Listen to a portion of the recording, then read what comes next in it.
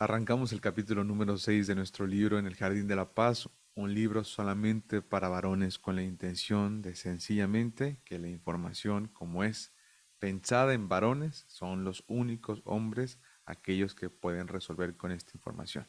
Así que si tú eres una mujer, si tú eres una preciosa dama, esposa de alguno de los varones que están por acá, o incluso te llega esta información y eres mujer, te invito a que escuches la versión de esta misma edición, El Jardín de la Paz, pero para mujeres, ¿de acuerdo? Así que por favor mantengamos esta petición del autor viva para poder también resolver de esa forma. Nos encontramos ya en el capítulo 6. El capítulo 6 se llama Frente a Frente. Un capítulo que, como explicaba hace un momento antes de empezar a grabar, que es un capítulo intenso, fibroso, es decir, bastante consistente, de acuerdo con una gran consistencia y también bastante explícito y directo. Así que te voy a invitar a que tengas madurez para entrarle a este capítulo y nos adentremos juntos a estudiarlo. Empieza diciendo, el Talmud, Baba Batra 99a, señala una aparente contradicción entre dos versículos que describen a los querubines que estaban en la parte superior del arca del pacto que contenían los 10 mandamientos. En Éxodo 25:20 está escrito, y los querubines estarán con sus alas extendidas hacia arriba y sus rostros frente a frente. Esto lo dice Éxodo 25:20. Mientras que en Crónicas 2, o en el segundo de Crónicas, en el segundo libro de Crónicas 3:13, el versículo afirma que los querubines estaban con sus rostros hacia el santuario, lo cual implicaría que sus rostros no estaban uno frente al otro. El mismo Talmud explica que de hecho no existe ninguna contradicción. Ah, mira nada más, el Talmud para eso nos puede ayudar aparentemente. El versículo de Éxodo se refiere al momento en que el pueblo de Israel cumple cabalmente con la voluntad divina, mientras que el versículo de Crónicas se refiere al momento en que transgrede. Ah, ok, como si tuviera las dos. Cuando los israelitas cumplían con la voluntad divina, los querubines se daban la cara como dos personas que se aman, lo que era una señal de que el Creador mismo miraba con amor a su pueblo. Pero cuando ellos, transgredían y no cumplían con los preceptos, metafóricamente dándole la espalda, a Hashem, entonces los querubines milagrosamente se daban la espalda el uno al otro, lo cual simbolizaba que también el Creador le daba la espalda a su pueblo. Veamos entonces que los querubines, los cuales tenían el aspecto de un niño y una niña, servían como indicador del estado espiritual del pueblo elegido. A partir de esta enseñanza podemos aprender un principio fundamental respecto a la vida matrimonial. Y dice, cuando la pareja cumple con la voluntad divina, entonces Hashem une al marido y a la esposa con amor, pero cuando transgreden, él hace que se den la espalda. La paz en el hogar es un indicador exacto y fiel del nivel espiritual del hombre. Todo lo anterior que estamos leyendo con respecto a esta traducción o a esta interpretación talmúdica, con respecto a estos dos versículos que aparentemente se contradicen, con respecto a esta figura de querubines que estaban encima de la tapa del arca, de acuerdo que estaba guardada en el lugar santísimo. Bueno, tiene como intención hacernos recordar y entender este último párrafo. La paz en el hogar es un indicador exacto y fiel del nivel espiritual tuyo como esposo. La cantidad de paz en tu hogar va a ser lo que va a mostrar tal cual el nivel espiritual tuyo como hombre. Y es una cosa bien intensa y bien potente. Vamos a seguir leyendo para que entendamos un poco mejor por qué hacen esta tesis. El buen camino. Rabbi Nachman en Likutei Moharan 2:87, que la paz en el hogar depende por completo del marido. Échate esa, ¿ah? Depende por completo del marido. No es una pregunta. Dice que Rabbi Nachman dice directo, la paz en el hogar depende por completo del marido. El Rebbe explica que cuando el marido se comporta con recato y mantiene su santidad personal, entonces, dice este rabino, hace brillar 224 luces espirituales en su esposa. Dice que 224 es el equivalente numérico de la palabra derech, que significa camino, que ella a su vez le refleja a él, pues en forma recíproca, es decir, como si este brillo también hace que ahora el marido también se quede alumbrado. Dice entonces la mujer es feliz y apoya a su marido en su camino, es decir, en todo lo que él haga. Este otro significado, dice, perdón, es otro significado más del versículo de Éxodo, referente al tema de los querubines y sus rostros frente a frente. Que el marido ilumina a su mujer y ella le devuelve la luz. Vamos a dejar de lado toda esta parte como compleja de la interpretación rabínica, incluso de Nachman, de Breslev.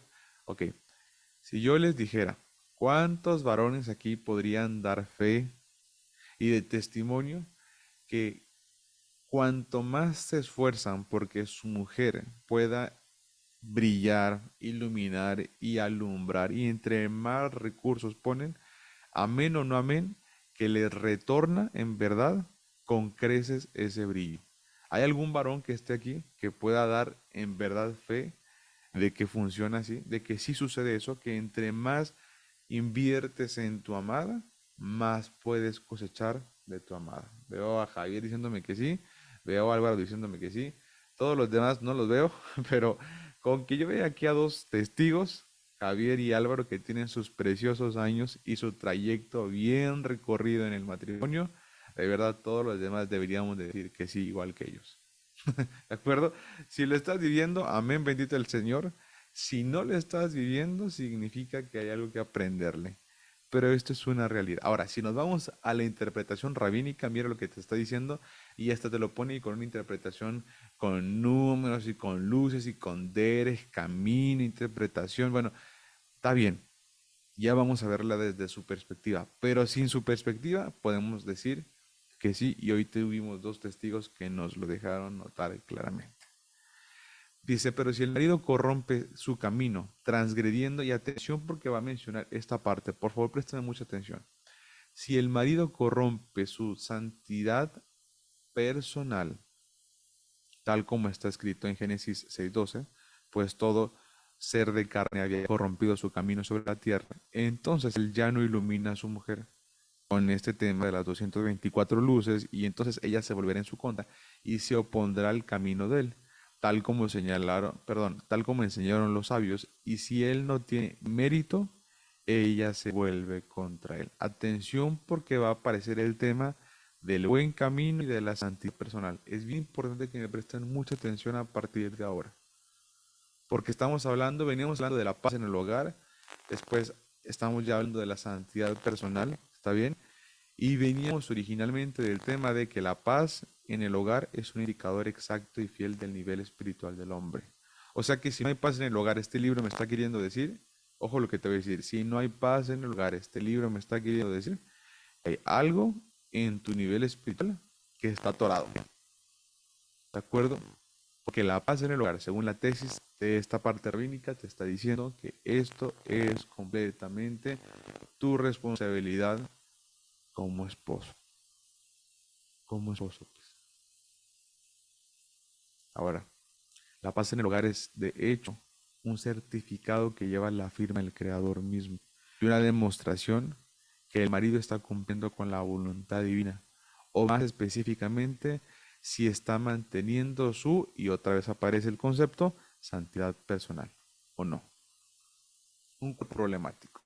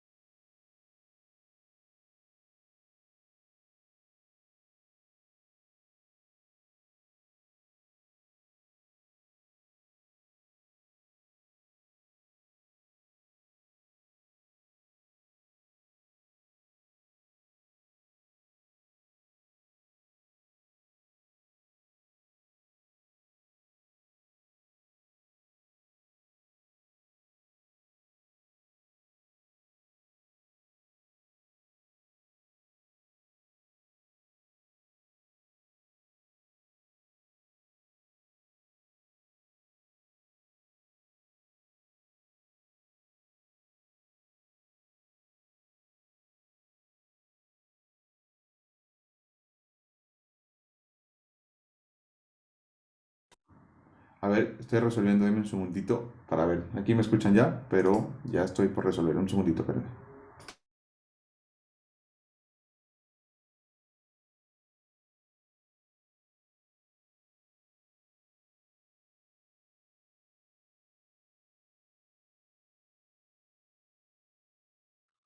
Aló, aló. Aquí ya me deben de escuchar bien, ¿cierto? Muchas gracias. Listo. Sigamos, sigamos. No sé de dónde desde dónde se dejó de escuchar, pero nos quedamos acá. Dice, cuando Adán pecó, al comer del árbol del conocimiento ocasionó un gran daño, dice, en todos los mundos espirituales, causándoles bajar de su nivel espiritual. La luz divina que había brillado sobre él se oscureció. Ahora él necesitaba un nuevo cuerpo hecho de piel y carne física de este mundo, tal como está escrito en Génesis 3:21. E hizo Hashem dos para Adán y su mujer túnicas de piel y los vistió. Ese era un cuerpo físico que podía disfrutar de los apetitos mundanos del mundo físico. Esto, Zohar Kedoshim, página 83, con el comentario de Matak Midbash, esto que estoy leyendo lo menciona en esta sección.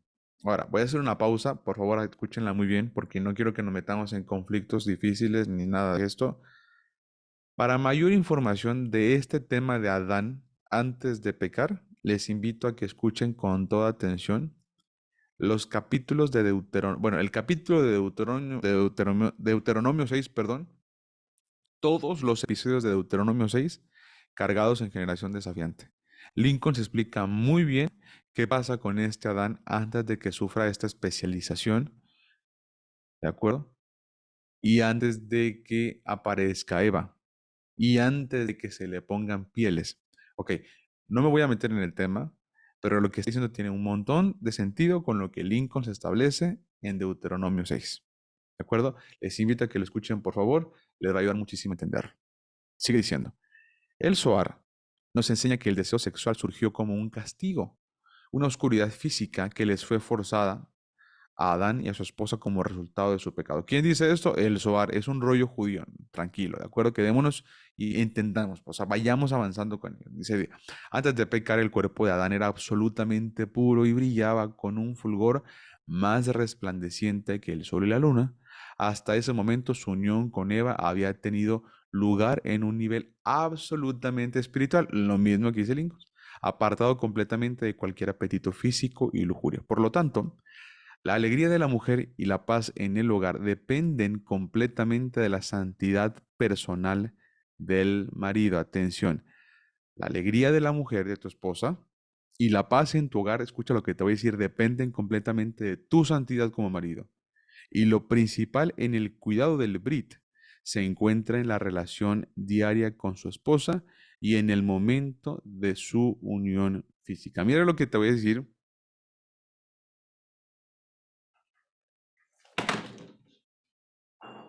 Perdón que necesito mi libro, este es el físico, porque aquí tengo un apunte que quiero compartirles a ustedes en un momento. Ok, mira lo que está diciendo y en qué estamos hablando, ¿sí? Dice, por lo tanto, la alegría de la mujer y la paz en el hogar dependen completamente de la santidad personal tuya como marido.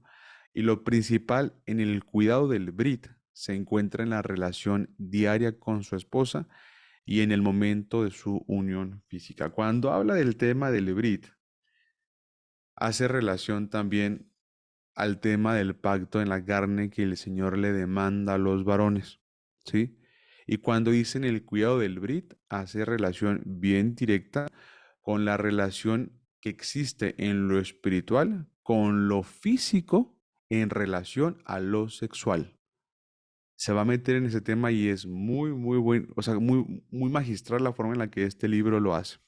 Porque cuando habla de santidad personal, la mayor cosa a la que se refiere en cuanto a las alarmas y alertas que deberíamos de estar cuidando y protegiéndonos es todo lo relacionado con la lujuria.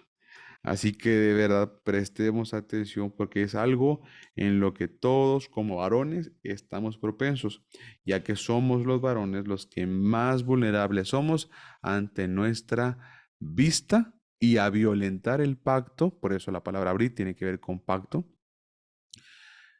a violentar el pacto que el Señor hizo con respecto a nuestra consagración sexual.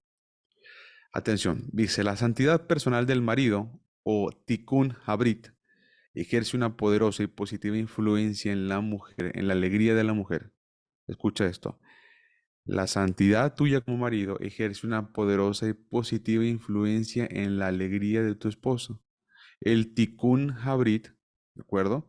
Cuenta con varios niveles espirituales, pero el nivel básico es el cumplimiento por parte del marido, dice, de la ley judía, la halajá, en todos los aspectos de las relaciones conyugales. Rabí Natán de Breslev escribe en Ilihot Nahalot 3: la unión matrimonial judía, de acuerdo con nuestra Sagrada Torá, constituye un aspecto de santidad personal. Y dice, el estricto cumplimiento de los estatutos de la ley judía en esta área, como la inmersión de la mujer en, en una mikvé autorizada y el comportamiento del marido en el momento de la unión física, posibilita mantener relaciones conyugales exitosas y gratificantes. Yo no sé tú, ¿qué te provoca cuando lees el tema de el judío, la halajá, el zohar, la mikvé, todo? O sea, no sé qué te produce esto, pero a mí esto me produce cuando leo la relación que tiene de las relaciones conyugales físicas, estas uniones físicas del esposo con la esposa.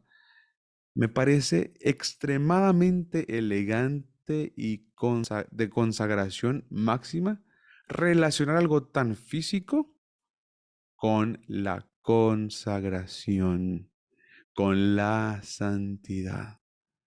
Si a ti te incomoda el tema de lo judío y la halajá y el zohar, pues la verdad es que a mí me preocupa muy poquito cuando me doy cuenta que estos cuates lo que están haciendo es asociar toda la parte sexual con la consagración y la santidad. Yo no conozco, de verdad, yo no conozco una cultura que más pueda cuidar lo que justamente los judíos pueden compartirnos.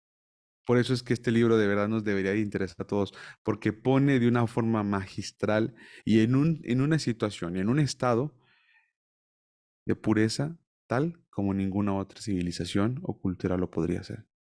Mira lo que está diciendo. Dice, el estricto cumplimiento a los estatutos de la ley judía, dice, en esta área, como la inmersión de la mujer en una mikvé autorizada y el comportamiento del marido en el momento de la unión física, dice que posibilita tener relaciones conyugales exitosas y gratificantes. Dice, por lo general, cuando la mujer no desea la cercanía del marido y hasta lo rechaza, o si existe cualquier otro problema en las relaciones conyugales, eso significa que el marido debe fortalecerse en lo relacionado con ¿qué? El tikkun habrit. ¿Qué dijimos que es tikkun habrit? Su rectificación. Acá lo vamos a leer otra vez. Rectificación, o sea, santidad personal como marido. O sea que, lo vuelvo a leer, cuando tu esposa no desea la cercanía del marido y hasta te pudiera rechazar, o existe cualquier otro problema en las relaciones conyugales, cuando hablamos de relaciones conyugales es completamente la parte sexual, eso significa que tú como marido hay algo que necesitas fortalecer en lo relacionado de tu santidad y consagración y trabajar mucho sobre el tema. Se va a poner bien intenso este libro en este capítulo. Atención o pasión. Después del pecado, esta parte bien, bien intensa, atención por favor, dice, después del pecado de comer del árbol del conocimiento del castigo, el castigo, perdón, de la mujer fue que su marido tendrá dominio sobre ella, tal como está escrito, Génesis 3:16, y a tu esposo será tu deseo, y él te dominará. El significado de este castigo es que toda la vitalidad y la alegría de la mujer dependen de su esposo, completamente. Por lo tanto, él debe verter sobre ella mucho amor y atención para que ella pueda lograr la felicidad y alegría en su vida, perdón. La causa principal que impide que el matrimonio le prodigue a su esposa, el marido, perdón, le prodigue a su esposa todo el amor y toda la atención que ella necesita, es la pasión y el apetito lujurioso que él tiene. Mira nada más esto. Lo que impide que el marido le prodigue a su esposa todo el amor y toda la atención que ella necesita es la pasión y el apetito lujurioso que él tiene. Cuando el marido siente el apetito de unirse a su mujer, deja de dar y quiere recibir. Y hablamos de que es querer recibir. En ese momento acaba de ser su fuente de vitalidad. En consecuencia, deja de tener el dominio. Esta parte es fuertísima. En el momento en el que el esposo se deja por completo, de verdad, guiar por este apetito, dice, acaba de ser su fuente de vitalidad y en consecuencia deja de tener el dominio. Perdió, ya no es el esposo, ya no es esta parte que se necesita, ya no está haciendo, ha abandonado sus cualidades como esposo. Dice, de hecho, ahora ella lo controla, ya que posee aquello que él desea. O sea, ahora ella se volvió la que controla todo porque ella tiene algo que él desea. El Rebe Kotz dice, comentó acerca del versículo citado anteriormente, que el marido domina a la mujer únicamente cuando ella desea la cercanía con él y no al revés de él con ella. Escucha esto de verdad, atención por favor caballeros y vean esta perspectiva, considérenla. Yo les hago una pregunta por favor y seamos honestos y escriben en el chat por favor. Regularmente, ¿qué nos han enseñado? ¿Qué no hemos visto? ¿A qué hemos estado expuestos en muchos aspectos? A que cuando, ¿quién tiene deseo o apetito sexual? ¿Quién es el que regularmente promueve la parte sexual? ¿El esposo hacia la esposa o la esposa hacia el esposo? ¿Ustedes qué dicen? ¿Qué es a lo que hemos estado expuestos regularmente? ¿Quién es el que tiene la iniciativa y el apetito sexual más estimulado? Dice Javier, el esposo, y es correcto. Sin embargo, mire lo que está diciendo, que cuando el esposo tiene este apetito desmedido por la esposa, quien está dominando el matrimonio no es el esposo, es la esposa, porque la mujer o la esposa tiene aquello que el hombre desea y ella puede dominar a su esposo porque tiene lo que él desea. Este Rebe Kosk dice, comentó acerca que el marido domina a la mujer solamente cuando ella es quien desea su cercanía y no al revés. Esta parte se va a poner bien contraintuitivo.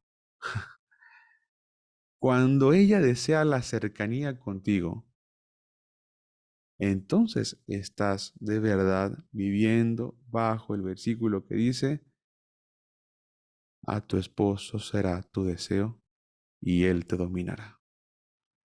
Señor Padre bendito, esto me rompe por completo los esquemas. Para mí, de verdad, me rompe los esquemas porque ¿cómo haces tú? De verdad, ¿cómo haces tú para que sea ella quien lo busque cuando lo necesite, cuando lo desee y también para que tú estés en paz con esta decisión, para que estés en paz con esta intención, para que estés en paz mientras que tú lo desees y no lo puedes obtener? ¿Por qué? Porque no depende de ti. ¿Por qué? Porque es algo que tú necesitas controlar, porque es algo que tú necesitas someter. Si tú eres de los varones que tan pronto el apetito sexual te llega y quieres satisfacerlo con tu esposa, déjame te digo una cosa, tú no estás siendo gobernado por el Eterno, estás siendo gobernado por tu impulso sexual. ¿Se fijan? Y en ese gobierno, bueno, a veces eres gobernado por Dios, a veces eres gobernado por tu apetito sexual, a veces eres gobernado por tus instintos, a veces eres gobernado por tu enojo, a veces, pero por Dios no es siempre. Y con el Señor necesitamos entender que Él nos llama a de verdad ser gobernados por Él de tiempo completo. Israel es Israel de tiempo completo. Si no, díganme qué otro nombre o qué otra cosa significa ser Israel. Porque Israel significa, y lo aprendimos, significa aquellos que se permiten ser gobernados por Dios. ¿Sí? Dice una pregunta, me gustaría que lo pudiéramos estarlo revisando, por favor. Dice, antes he aprendido con ustedes que el hombre se debe a su esposa. Es decir, que debe servir a su esposa y no debería demandar nada de ella. No sé si estoy mal. Es muy cierto y tiene mucho sentido, ¿de acuerdo? Y vamos a verlo más adelante, cómo es que el hombre o sea, según la Torá y según lo que estamos entendiendo, no es el hombre quien propone esta parte. Y cuando dice se debe a ella, hace referencia a la idea de prácticamente no le pide él nada a ella, pero sí sirve él a ella. Por eso cuando la esposa está necesitada, y es una realidad que el Señor puso, ¿de acuerdo? Cuando la esposa está necesitada, el esposo, y vamos a verlo más adelante, sean pacientes por favor, se van a dar cuenta que sí está completamente indicado que cuando la esposa propone, el esposo corresponde de manera directa, pero no al revés, no al revés. Y es una cosa bien interesante que nos va a, pues, recalibrar prácticamente este sentido que habíamos estado desarrollando, que el esposo es el que propone y la mujer debe responder, ¿sí? Y ojo, las mujeres allá tendrán su libro, las mujeres allá tendrán su instrucción, yo no tengo injerencia con respecto a eso, pero hoy habemos 12 varones aquí que esto necesitamos entenderlo, ¿sí? Tú y yo no podemos ser conducidos por nuestro apetito sexual, porque si somos conducidos por nuestro apetito sexual, que ha de ser satisfecho nuestras esposas, serán las esposas quienes dominan a nosotros como varones, no el Señor. Y eso no puede pasar aparentemente lo que estamos leyendo. Dice, tal hogar no puede perdurar. Déjenme leer un poquito más. Dice, si ella se convierte en un mero objeto del deseo, me gusta mucho cómo suena esto. Dice, si ella se convierte en un mero objeto de deseo y apetito, ella lo domina a él. Entonces el hogar está destinado a desmoronarse. Dice, tal hogar no puede perdurar debido a la siguiente regla espiritual. Cuando el marido siente el apetito de unirse a su mujer, está creando en ella la fuerza exactamente contraria, la sensación de que ella no puede soportarlo. La mujer reacciona con repulsión a las muestras de deseo de su marido. Dice, cuanto mayor es el deseo, mayor es la repulsión, hasta el punto de que ella no, dice de que no existe un sufrimiento más grande para ella que mantener relaciones íntimas con él. En ese caso, ella ni siquiera quiere que él la toque. ¿Por qué? Porque la ve como un objeto, porque la ve como un objeto para satisfacer sus deseos. No la ve como lo que ella necesita, ¿sí? Le parece que la noche de su baño ritual es una condena de muerte, porque lo que estamos diciendo es que en la ley judía, antes de ir a la intimidad, hay que hacer el baño ritual. Entrar en la mikve, que es este baño ritual, es como una piscina pequeñita. Dice que la mikve, dice, es como una horca. El marido siente que está por prodigarle amor a su esposa y ella siente que está entrando en los abismos del infierno. Dice, para ella, él ahora tiene el aspecto de un monstruo y siente una repulsión total hacia él. Por eso que estamos diciendo, ¿sí? Cuando un marido siente un apetito de unirse a su mujer, el apetito, dice, está creando una fuerza exactamente contraria. Ahí está. Dice, muchas veces los maridos confunden la lujuria que sienten por sus esposas con amor. Pilas con esto. Los maridos confunden la lujuria que sienten por sus esposas con amor. En realidad, cuando el marido siente apetitos por su esposa, no puede amarla verdaderamente. Escucha esto. Si tú lo que sientes solamente por tu mujer y lo que más te hace prodigarle amor, aparentemente es el apetito que tienes por ella, déjame te cuento una cosa, según este libro, no puedes amarla verdaderamente. Porque el amor es dar, mientras que la lujuria signifique tomar con egoísmo, no es amor. Tal cual, el amor es dar, es servir, es entregar, pero la lujuria significa tomar con egoísmo. Van en contra completamente. La prueba más grande de esto es lo que ocurre una vez que el deseo físico ha sido satisfecho. De pronto, el gran entusiasmo y amor del marido se esfuman, ¡pop!, como si nunca hubieran existido. Y hasta siente repulsión y por supuesto que ya no tiene ni una gota de paciencia para hablar con ella. Además, por lo común, él se va derecho a dormir. Esto demuestra que el contacto con su esposa es simplemente para satisfacer sus propios deseos.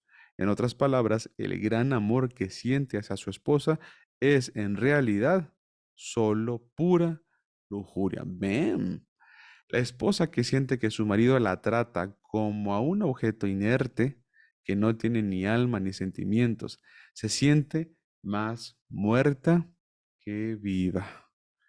Qué tremendo esto, ¿no? Nos quedan unos minutos, déjenme aprovecharlos para avanzar un poquitito más.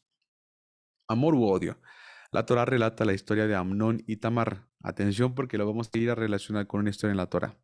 Amnón sentía un tremendo deseo enfermizo de unirse a su esposa, perdón, a su hermana, a su hermosa hermana, Tamar. Escucha esto, era su hermana, Amnón y Tamar. Dice, tras muchos intentos fallidos para seducirla, la tomó por la fuerza. Inmediatamente después de ese horrible crimen, la Torá declara en 2 de Samuel 13:15, luego la aborreció Amnón con tan gran aborrecimiento que que el odio, perdón, con que la aborreció fue aún mayor que el amor con que la había amado. Nuestros sabios aprendieron de esta historia que el amor que se construye en base o con base de un apetito o interés, al final acaba convirtiéndose en odio, como han dicho en el Tratado Abbot 5:16, todo amor que depende de alguna cosa, al cesar esa cosa, pues también cesa el amor. Pero todo amor que no depende de algo, jamás cesará. Pregunta, ¿cómo es un amor que depende de algo? Como el amor de Amnón y Tamar. ¿Y cómo es un amor que no depende de algo? Y mira cómo lo relaciona. Dice como el amor de David y Jonatán. El Meiri dice, el Meiri dice, el gran comentarista explica que Amnón amaba a Tamar solamente para recibir gratificación de sus apetitos. Una vez que la obtuvo, ya no pudo soportarla. Cuando el marido tiene lo que se llama tabá, que es apetito de lujuria hacia su mujer, acabará odiándola. Su amor por ella depende de una causa específica que cuando será satisfecha, su amor dejará de existir. Una vez que su mujer no desea tener relaciones íntimas con él, sea por distintas razones o por su taba, que es su apetito sexual de lujuria hacia su mujer, dice, él la odia y se queja de ella. Además, un marido lujurioso, sin lugar a dudas, llega al adulterio. Incluso si no le es infiel en el sentido literal de la palabra, ciertamente le será infiel con los ojos y con el pensamiento. Mirará a otras mujeres y sentirá deseo de su belleza. La mala inclinación le mostrará todo el tiempo que las otras mujeres son mucho más atractivas y excitantes que su esposa, tal como escribió el rey Salomón en Proverbios 9:17. Las aguas robadas son más dulces. Un hombre que observa a otras mujeres nunca podrá amar a su propia esposa. Punto.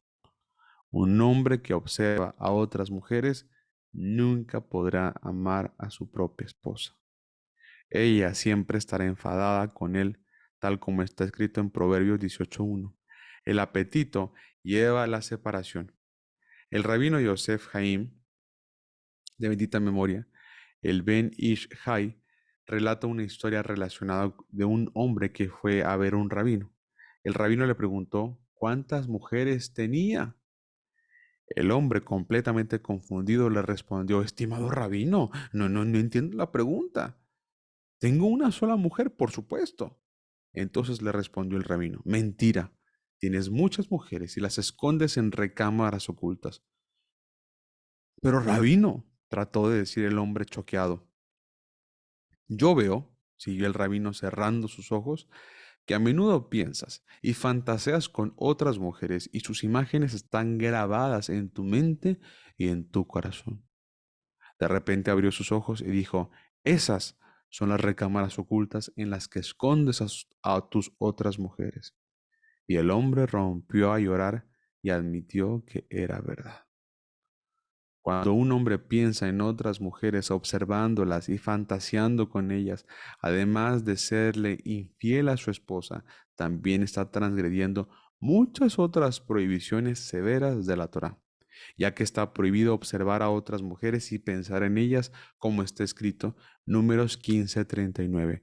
Y ustedes no se extraviarán tras los apetitos de vuestros corazones y vuestros ojos, detrás de los cuales ustedes se pervierten. ese marido está transgrediendo también dos de los 10 mandamientos, que es: no cometerás adulterio, por supuesto, y además no codiciarás la mujer de tu prójimo. Vamos a dejarles aquí, mis queridos amigos, porque esto no va a bajar de intensidad, va a seguirle y se va a poner de verdad muy, muy tremendo. Atención, porque como les digo, estamos hablando de santidad, estamos hablando de consagración, de rectificación y de integridad, ¿sí? Y estamos diciendo que si la paz conyugal depende del hombre, la paz conyugal también dependerá de la consagración y la santidad. Cuando no hay consagración o santidad, preocúpate. ¿Por qué? Porque viene, por supuesto, un conflicto de verdad familiar, y este será un termómetro tremendo para saber qué tal tu santidad. Hasta aquí, caballeros, nuestra sesión del día de hoy.